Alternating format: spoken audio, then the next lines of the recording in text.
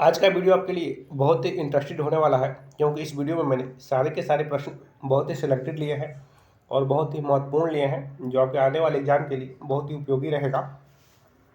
तो फ्रेंड, आज का पहला प्रश्न है, सुभाष चंद्र बोस ने महात्मा गांधी को कब राष्ट्रपिता कहकर संबोधित किया था? तो फ्रेंड, इसका राइट आंसर हो जाएगा ऑप्शन नंबर बी। ठीक है फ्रेंड, 6 जुलाई 1944 को, ठीक है फ्रेंड, याद रखिएगा, 6 जुलाई 1944 को नेताजी सुभाष चंद्र बोस ने महात्मा गांधी को राष्ट्रपिता कहकर संबोधित किया था।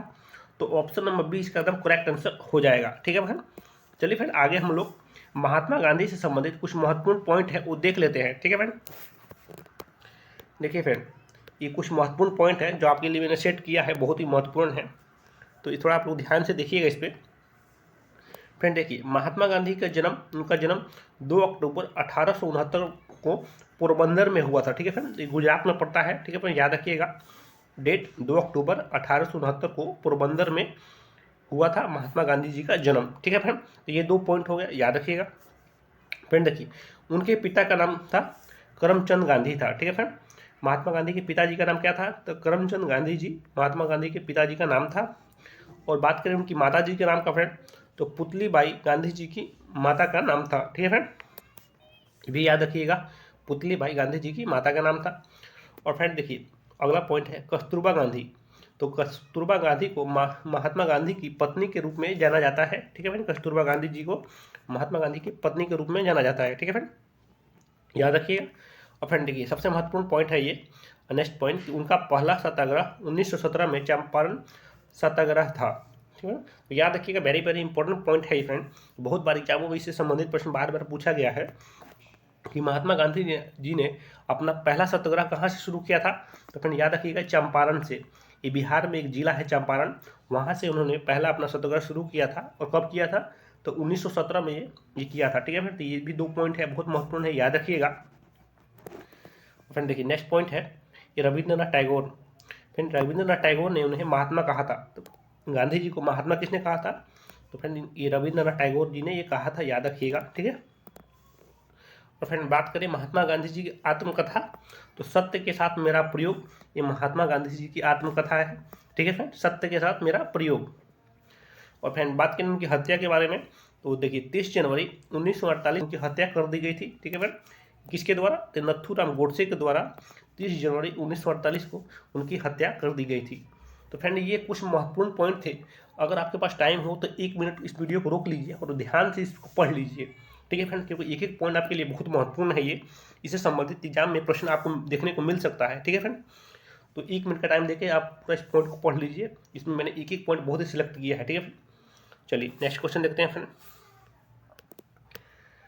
देखिए फ्रेंड, प्रश्न नंबर 2 है, बाजार नियंत्रण नीति की शुरुआत किसने की थी? तो फ्रेंड ये भी वेरी वेरी इंपॉर्टेंट प्रश्न है कि बाजार नियंत्रण नीति की शुरुआत किसने की थी? तो फ्रेंड ये ऑप्शन नंबर सी इसका एकदम करेक्ट आंसर हो जाएगा, अलाउद्दीन खिलजी ने। ठीक है फ्रेंड, अलाउद्दीन खिलजी ने बाजार नियंत्रण नीति की शुरुआत की थी। ऑप्शन नंबर सी इसका करेक्ट आंसर हो जाएगा। चलिए फ्रेंड, और इसके साथ अलाउद्दीन खिलजी से संबंधित कुछ महत्वपूर्ण पॉइंट देख लेते हैं। देखिए फ्रेंड, ये कुछ महत्वपूर्ण पॉइंट है अलाउद्दीन खिलजी से संबंधित, जो हर बार एग्जामों में पूछे जाते हैं।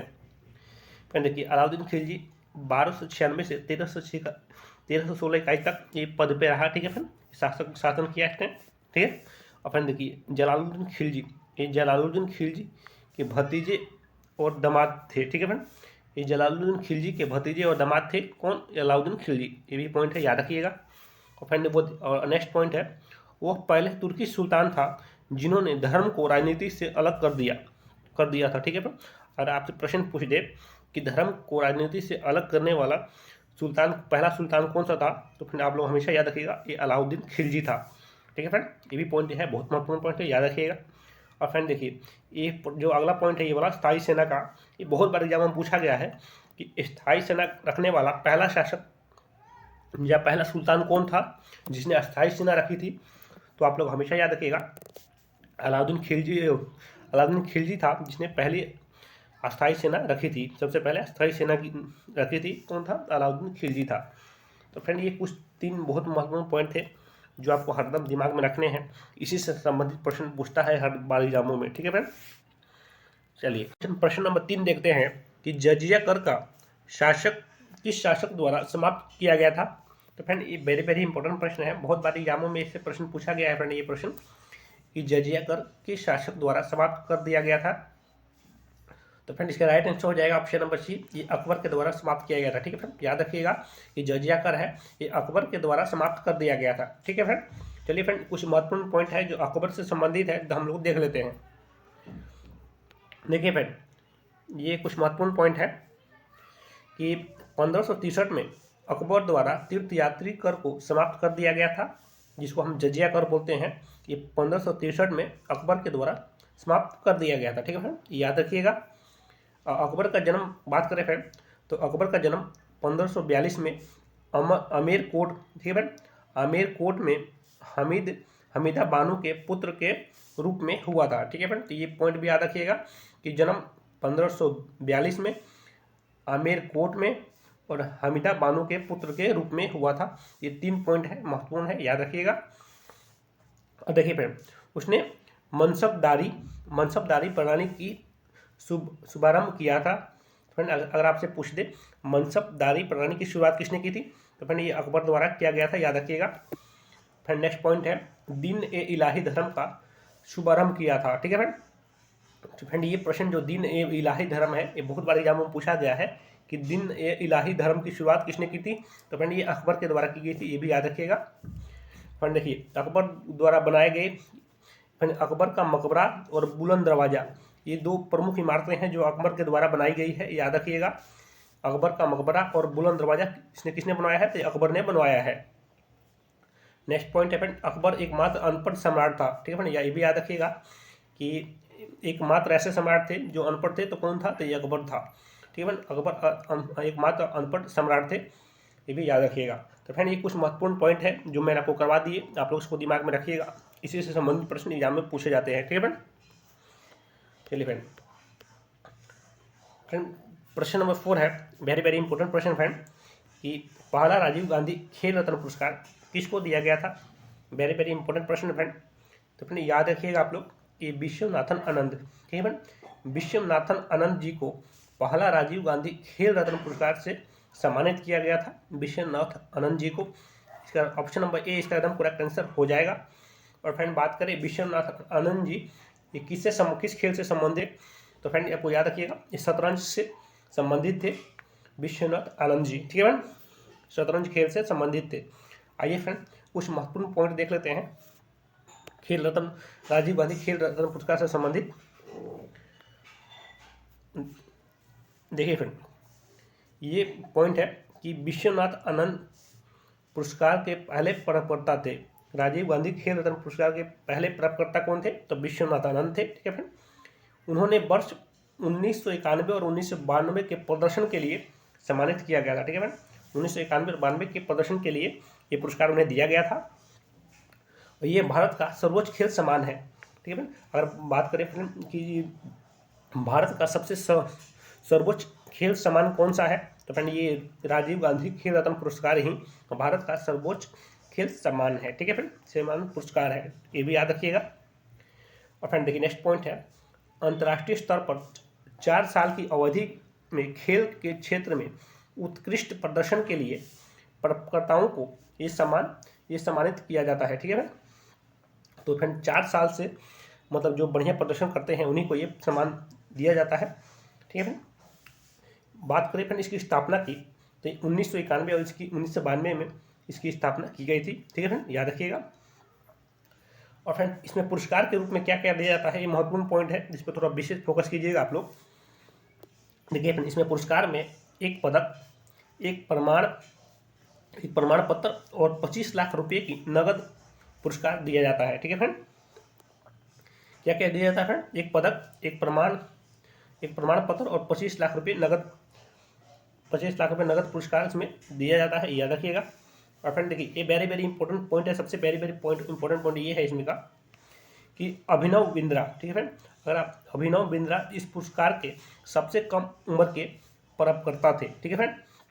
इसलिए प्रश्न ऐसे पूछता है फ्रेंड कि राजीव गांधी खेल रत्न पुरस्कार के सबसे कम उम्र के प्राप्तकर्ता कौन थे जिसको ये दिया गया था? तो फ्रेंड अभिनव बिंद्रा, याद रखिएगा नाम, अभिनव बिंद्रा सबसे कम उम्र के सम्मानित व्यक्ति थे जिनको ये राजीव गांधी खेल रत्न पुरस्कार दिया गया था।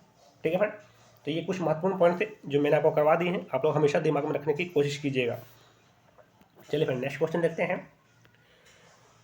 क्वेश्चन नंबर 5 है, निम्नलिखित विद्वानों में से किसने नालंदा विश्वविद्यालय से धर्म ग्रंथों को वापस लिया और इस विश्वविद्यालय की वास्तुकला और शिक्षा के बारे में लिखा था? फ्रेंड किसने लिखा था? फ्रेंड इसका राइट आंसर हो जाएगा ऑप्शन नंबर सी, जुआन जेंग। ठीक है फ्रेंड, जुआन जेंग चीन के थे, इन्होंने इसके बारे में ये लिखा था। ठीक है फ्रेंड, याद रखिएगा ऑप्शन नंबर सी इसका एकदम करेक्ट आंसर हो जाएगा। चलिए फ्रेंड नेक्स्ट क्वेश्चन देखते हैं फ्रेंड। क्वेश्चन नंबर 6 है फ्रेंड कि भारतीय संविधान के किस भाग को डॉक्टर भीम अम्बेडकर के अनुसार संविधान का हृदय और आत्मा कहा जाता है? तो फ्रेंड किस भारतीय संविधान के किस भाग को मतलब कहा जाता है ये? तो फ्रेंड इसका राइट आंसर हो जाएगा ऑप्शन नंबर ए, संवैधानिक उपचारों का अधिकार। ठीक है, संवैधानिक उपचारों का अधिकार भाग को डॉक्टर भीमराव अम्बेडकर के अनुसार संविधान का हृदय और आत्मा कहा जाता है। ऑप्शन नंबर ए इसका राइट आंसर हो जाएगा, संवैधानिक उपचारों का अधिकार। ठीक है फ्रेंड, आइए फ्रेंड हम लोग आगे कुछ महत्वपूर्ण पॉइंट इससे संबंधित समझ लेते हैं। देखिए फ्रेंड, सही उत्तर संवैधानिक उपचारों का अधिकार। ठीक है फ्रेंड, भारतीय संविधान अनुच्छेद 32, ठीक है फ्रेंड, अनुच्छेद 32 को व्यक्तियों के न्याय के लिए सर्वोच्च न्यायालय में जाने का अधिकार देता है।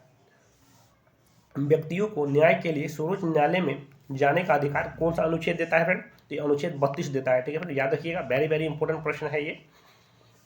नेक्स्ट पॉइंट देखते हैं फ्रेंड कि भारतीय संविधान के अनुच्छेद 32 को डॉक्टर भीमराव अम्बेडकर द्वारा भारतीय संविधान के हृदय और आत्मा के रूप में वर्णित किया गया है। ठीक है फ्रेंड, किसको? तो कौन सा अनुच्छेद को? अनुच्छेद 32 को। ठीक है फ्रेंड, तो ये दो पॉइंट थे, बहुत महत्वपूर्ण पॉइंट थे फ्रेंड, इससे संबंधित प्रश्न हर एक बार एग्जाम में बहुत बार पूछा गया है, तो आप लोग इस दोनों पॉइंट को दिमाग में बैठा लीजिए, बहुत उपयोगी है ये। क्लियर फ्रेंड, चलिए नेक्स्ट क्वेश्चन देखते हैं फ्रेंड। प्रश्न नंबर 7 है फ्रेंड, संयुक्त राज्य अमेरिका के पहले राष्ट्रपति थे? तो फटाफट इसका राइट आंसर बताइए फ्रेंड, संयुक्त राज्य अमेरिका के पहले राष्ट्रपति कौन थे?